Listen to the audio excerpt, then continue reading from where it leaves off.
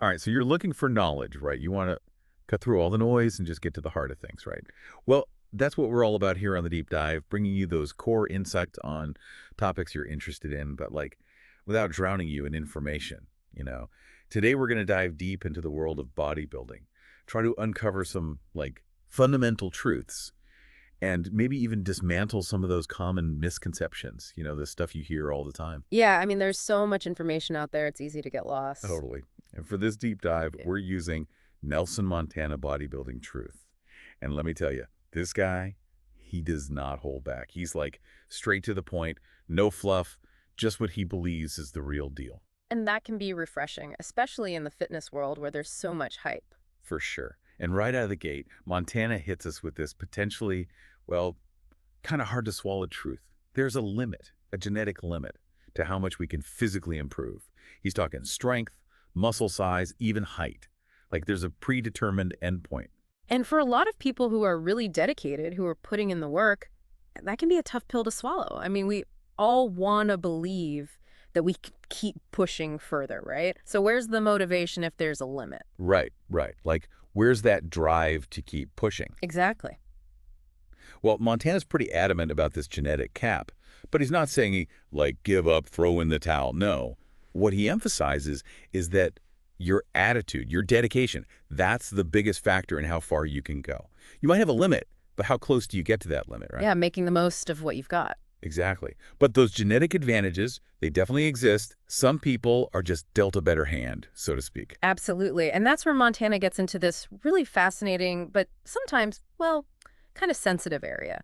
The role of ethnicity. Like, are certain ethnicities just better at certain things? Yeah, he uses this analogy of sunburn. Like people of Irish descent burn easily, right?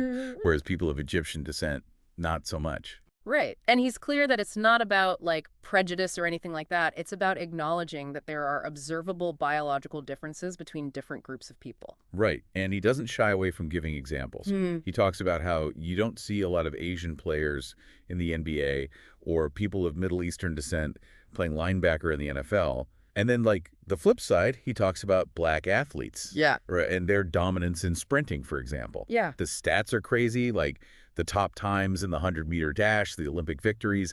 It's overwhelming. And then in football, you see so many black athletes in those positions that require speed and power, like wide receivers, running backs. It's definitely something you notice. And Montana connects this to some historical factors, too, which is really interesting.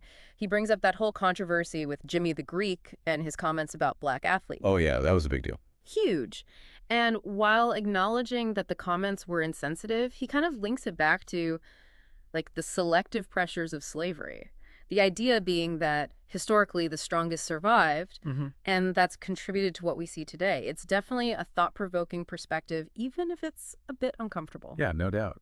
Then he talks about white swimmers and how dominant they've been in Olympic swimming for the past couple of decades. Right. And he even suggests some possible reasons, like body fat percentage. White people tend to have a higher body fat percentage, which could make them more buoyant. Interesting. He also talks about how a lot of black bodybuilders struggle to develop their calves, even guys like Ronnie Coleman, one of the all-time greats. It's like, even at that level, genetics still plays a role. Absolutely. And when it comes to muscle growth in general, Montana brings up testosterone levels, which we know are key.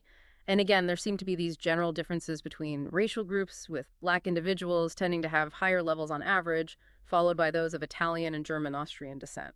Right. But it's important to remember, we're talking about general tendencies here. For sure, there are always individual variations. So based on all this, Montana throws out this question about English athletes. Like, why don't we see more English athletes at the professional level in certain sports? Right. Is it genetics or is it something else, like socioeconomic factors? He uses Dorian Yates as a counterexample. Yates was this working class bodybuilder who became like a legend. So maybe there's all this untapped potential out there in places we don't expect. Interesting point. But then to complicate things further, he looks at powerlifting, where you have champions from all kinds of backgrounds, like Tommy Kono, who is Asian American, and he shattered all these records. Right, so it's not always so clear cut. And boxing, too, you see how socioeconomic factors have played a role, like with the Irish immigrants and then the Italians, and now it's mostly black and Hispanic fighters.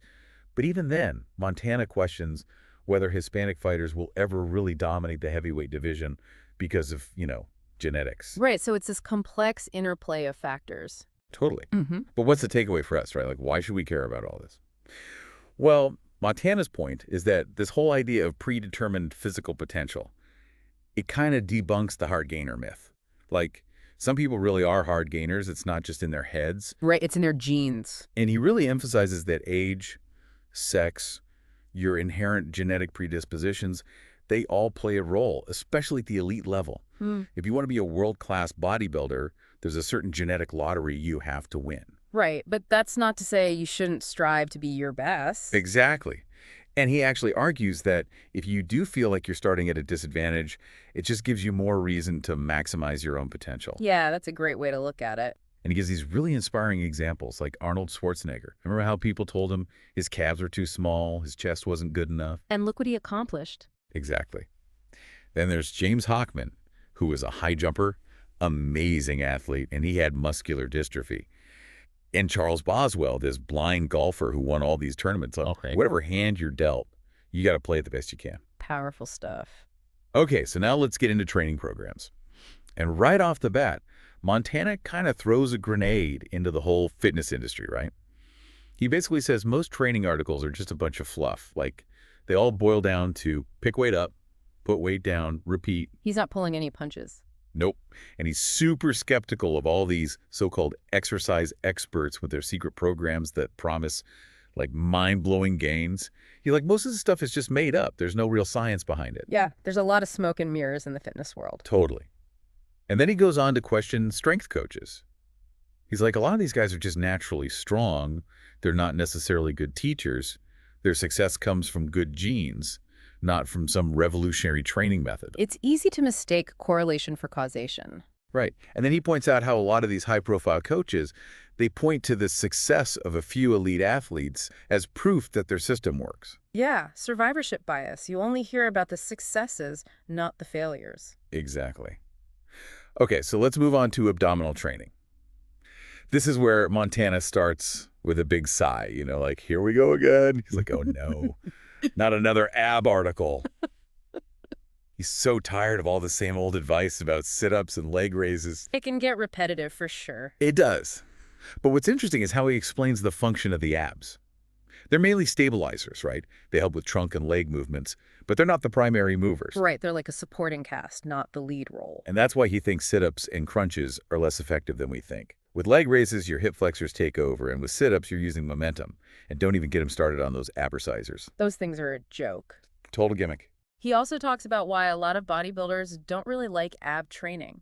You don't get that pump. It's a relatively small muscle group, mostly slow twitch fibers, and a lot of it is just down to genetics. Right. Some people just have those abs that pop, and some people struggle no matter what they do. But he makes this point about how important abs are for the overall look. He's like, you can have all the muscle in the world, but if your abs are soft, it ruins the whole aesthetic. He uses Frank Zane as an example, who wasn't the biggest guy, but his abs were insane. Zane was all about symmetry and aesthetics. Exactly. So even though abs can be stubborn, they're worth the effort. Absolutely. And he gives a simple tip for improving definition. Contract your abs inward, like you're bracing for a punch, hold it for a count, and repeat. Do that throughout the day, you might see a difference. Easy enough, right? Okay, let's move on to chest training. This is where Montana throws out this bold claim. Perfect pecs in just 20 minutes a week. So how's that possible? Well, he argues that chest muscles respond quickly because they're mostly fast twitch fibers, type 2 fibers. And they're not really used in everyday activity, so they're more sensitive to training. Right. He even mentions this theory. I don't know how much I buy it, but some people believe that because the pecs are close to the heart, they get better blood flow, which helps with recovery and growth. It's an interesting idea. It is. But then he gets real about, like, poorly shaped chests, you know, those pecs that just don't look right. Yeah. He blames bad training, and he really stresses the importance of developing that square look, wide, high, and tight, hitting all the areas of the chest. So how do we do that? Well, he's a big advocate for compound exercises like the bench press, which works multiple muscle groups and allows you to use heavy weight.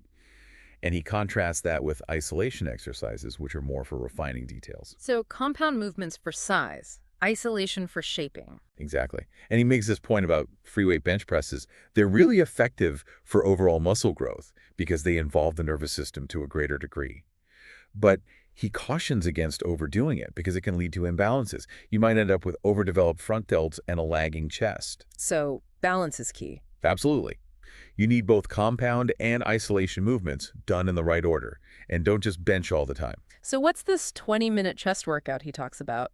He starts with dumbbell flies. That's your warm-up and pre-exhaust, 2 sets of those. Then he moves to parallel bar dips. He loves these. He calls them a top chest builder. 3 sets to failure on those, 30-second rest between sets.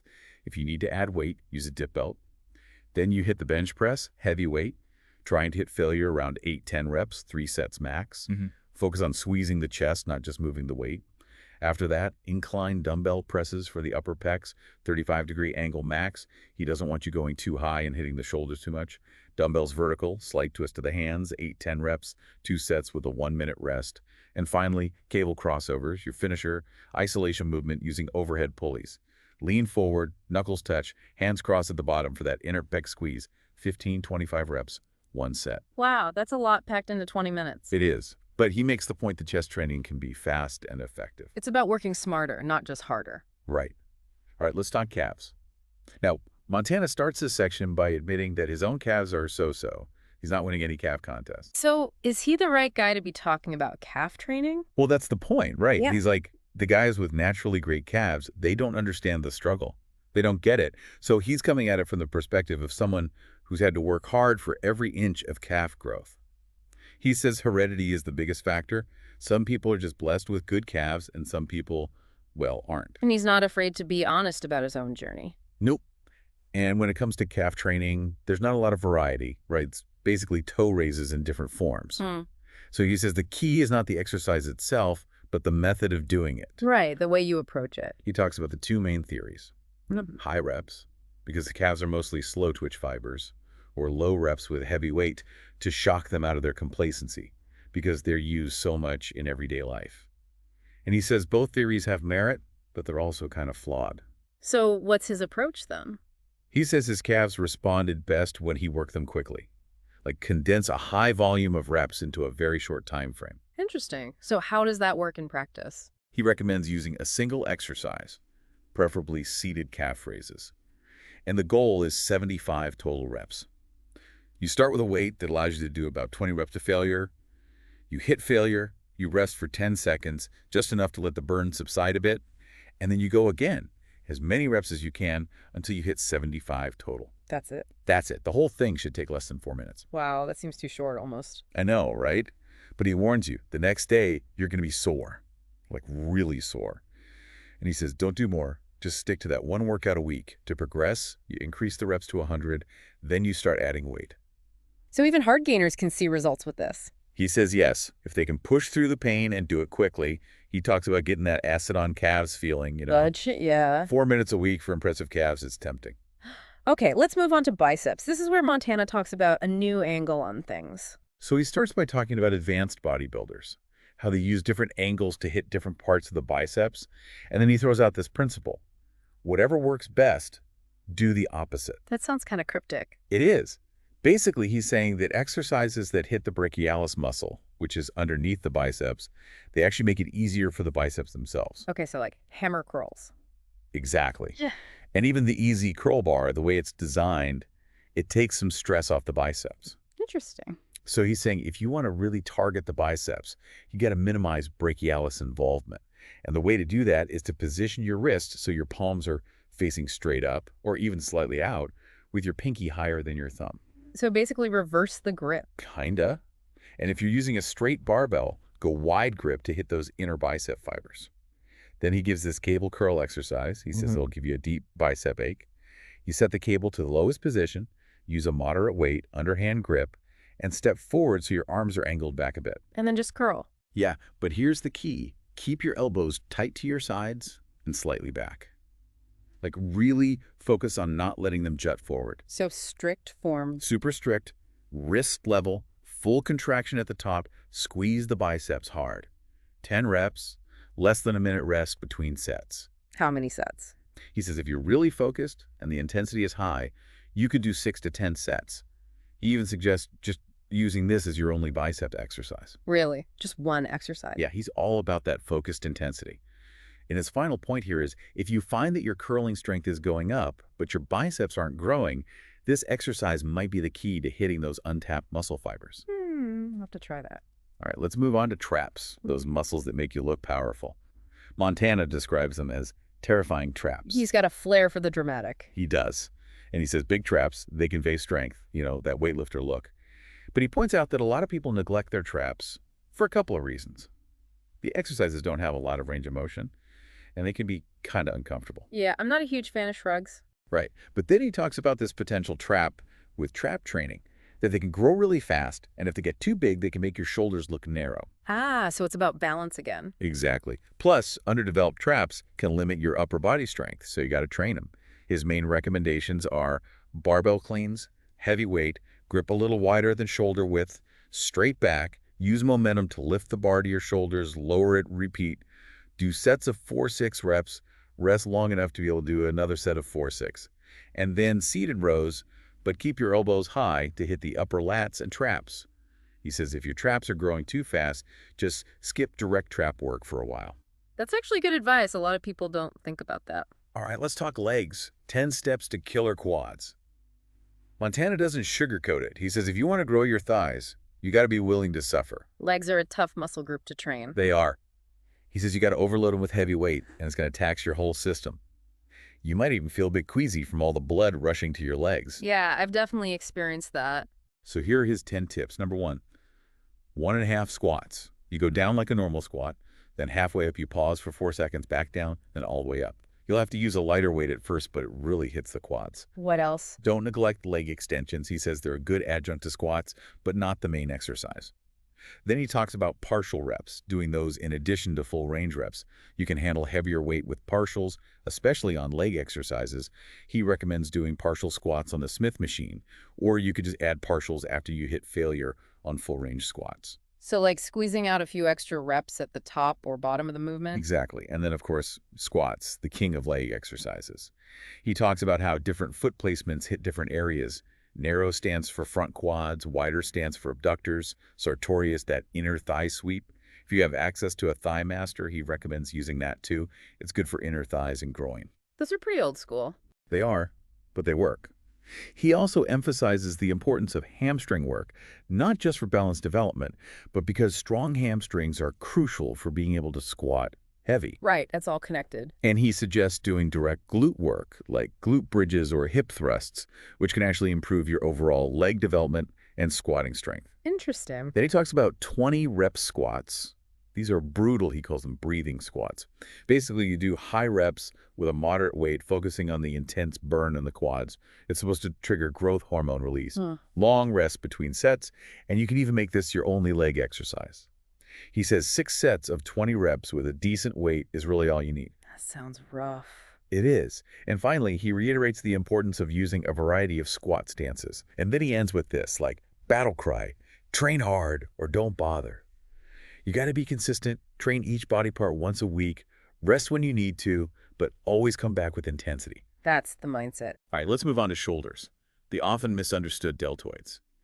Montana makes the point that shoulders are super important for that classic V-taper physique. They really frame the whole upper body. They do. And he says they're often either neglected or overtrained. And the problem is they're involved in pretty much every upper body exercise. If you're training chest, back, you're hitting those delts too. Right, so you got to be careful not to overdo it. Exactly. And he points out that a lot of the movements for chest and back, they're similar to shoulder exercises. So you can end up overworking the front delts and neglecting the side delts, which are important for width. So his routine is designed to address that. It is. He emphasizes the importance of warming up properly. He says shoulders are easy to pump up. He starts with a superset warm-up. First exercise, seated rotating dumbbell presses. Palms facing your chest. Then twist them forward as you press overhead. Elbows out and back at the top. Hold that position for a second, then slowly lower the weight. Light weight is key here. Okay, so it's about control and feeling the muscles work. Right. Rest for a bit, then do the superset again. After that, you move on to static lateral raises. Use a weight that's a little lighter than you'd normally use for lateral raises. Raise the dumbbells to about parallel with the floor. Slight bend in the elbows. Hold for an 8 count, then slowly lower. 3 sets of 10 holds on these. He says embrace the pain. It's working. Ouch. Then we have W presses.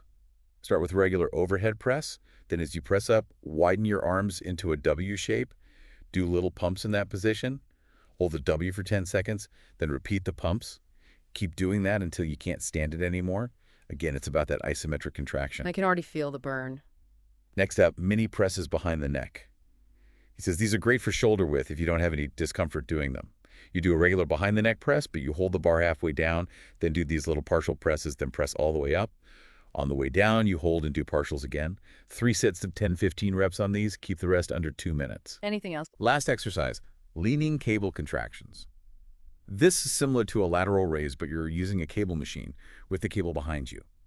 Lean away from the weight stack and raise the cable a few inches, hold for 4 seconds, then complete the raise. He says you can add some cheating reps at the end if you need to. Do 2 sets per arm. So that's the whole shoulder routine. Yeah, it's unconventional, but he swears by it. All right, let's move on to triceps. Beef up the back of your arms. This is where Montana recommends training triceps after chest or shoulders since they've already been warmed up from all the pressing. Good point. And he lays out a 4-exercise routine that hits all 3 heads of the triceps. What are they? Standing triceps, press downs, emphasis on the lateral head. You use an overhand grip, what he calls a false grip. Thumbs on top of the bar, hands about 12 inches apart. Press down to full extension, controlled return, no jamming your elbows. 3 sets of 10-12 reps. Okay, next. Seated dumbbell extensions, this hits the lower triceps, that sweep. You do overhead extensions, lower the dumbbell behind your head, controlled, then back up to full extension. Sitting prevents you from cheating. 2 sets of 10-12 reps. Then we have kneeling rope pulls. This is for the long head. Kneel down, lean forward, rope over your head, extend it towards the floor, controlled return. You really got to focus on squeezing the triceps on this one. 3 sets of 10-12 reps. This last one. Skull crushers. Classic exercise for overall triceps mass. Lie on a flat bench, overhand grip on a barbell or easy bar. Extend the bar overhead, then bend your elbows and lower the bar to the top of your head. Straighten your arms to return to the starting position. Only your elbows should be moving. 3 sets of 8-10 reps. Go to failure on these. Sounds like a solid tricep workout. He says if you stick to this routine, you'll be rocking those short sleeve shirts in no time. Okay, let's talk back training. This section is called If You Want to Grow, Ya Gotta Row. And Montana's big point here is that a lot of people don't train back with enough intensity. They rely too much on machines and cables. Exactly. He says those braced back exercises are okay for isolating the lats, but they don't really work the back as a whole. You know, lats, rhomboids, erector spinae, traps. He says lat pull-downs don't really hit those muscles fully, so you end up with these wide but shallow backs. From the front, they look good, but from the side, there's nothing there. So what's the solution? Barbell rows. He's a huge advocate for barbell rows. He says you got to feel the muscles working, really squeeze the back. If you need to use a lighter weight for the first set to get the form right, do it. But then load it up and go heavy. How many sets and reps? He actually recommends making barbell rows your only back exercise for a whole month. Do sets of 10 reps, at least 6 reps with perfect form, up to 12 reps with a little bit of body English. Aim for 8-10 sets total. Wow, that's intense. It is, but he says you'll have this thick, defined back from all angles. All right, let's move on to this section called Common Conceptions Debunked. This is where Montana tackles all these widely held beliefs in the fitness world. First up, doing aerobics on an empty stomach to maximize fat loss. That's a popular one. It is, but he says it's not really true. He points out that you still have carbs stored in your body, so you're not burning pure fat.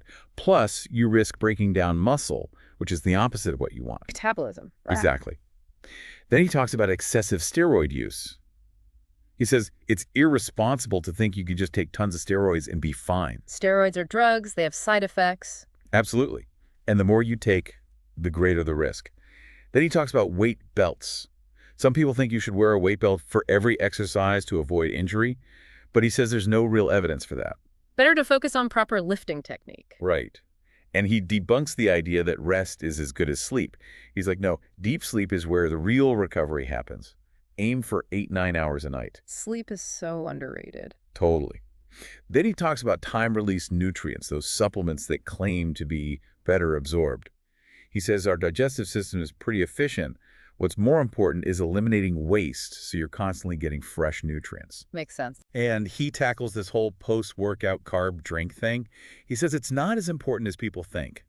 You do need to replenish glycogen, But protein is probably more important. And your bloodstream already has nutrients in it, So just focus on hydration. pretty much. He also addresses the argument that you don't need supplements if you eat a perfect diet. He says, sure, food is primary, but some supplements, like vitamins and antioxidants, can help optimize recovery and muscle growth. I think there's a place for both. Me too. And he dismisses spot reduction, the idea that you can target fat loss in specific areas. It's a myth. Genetics determines where you store fat. It's about overall body fat reduction. Exactly. And he warns against trying to hit one-rep maxes all the time. He says it's a good way to get injured, Yeah. and it's more about ego than anything else. It's about training smart and staying healthy in the long run. Absolutely. All right, let's move on to this really interesting section called Think Inside Out, utilizing gym equipment in unexpected ways. This sounds intriguing. It is. Montana encourages us to think outside the box when it comes to gym equipment. For example, he says you can use the pec deck machine to work your rear delts. How does that work? You face the machine, put your triceps on the pads, and focus on squeezing your shoulder blades together. Ah, so you're using it like a reverse fly. Exactly. And you can use the pec deck for inner chest work, too. Stand facing the machine, arms straight, and lean back as you bring your hands together. What else? You can do one-arm pec deck flies, leaning into the movement to get a deeper contraction. He also recommends using the Smith machine for toe raises. Just put a block under your toes and a foam pad on the bar. And you can use the Smith machine for one-arm rows, stand parallel to the bar if the machine goes low enough, and focus on keeping the movement smooth and controlled. What about cables? You can do lying cable curls. Use a straight bar attached to the lower cable and lie on your back with your feet up. It takes cheating out of the equation. I like that. What about something for hamstrings? He's got a crazy one for that. He calls it a reverse hamstring curl. You kneel down and put your ankles under the pad of a lat pull-down machine or an ab board. Then you lift your torso back using your hamstrings. Yeah, that sounds intense. He says it is, but the main point is to be creative, look at the equipment, and think about different ways to use it. Don't be afraid to break the rules. I like that approach. All right, now let's get into this ongoing debate. Intensity versus volume. It's a classic bodybuilding argument. It is. And Montana acknowledges that the common belief is that you need high volume to grow. Like lots of sets and reps. Right. But he presents the opposite viewpoint, that it's actually momentary intensity. Pushing the muscle past its previous limits, that's the key driver of growth. So it's not about how much you lift, but how hard you push yourself on each set. Exactly. And he points out that the term high intensity is often misunderstood. Even guys who train for the pump, they're experiencing intensity, but it's a different kind. He uses this analogy of sprinters versus marathon runners. Sprinters have really muscular legs, right? Yeah, they're powerful.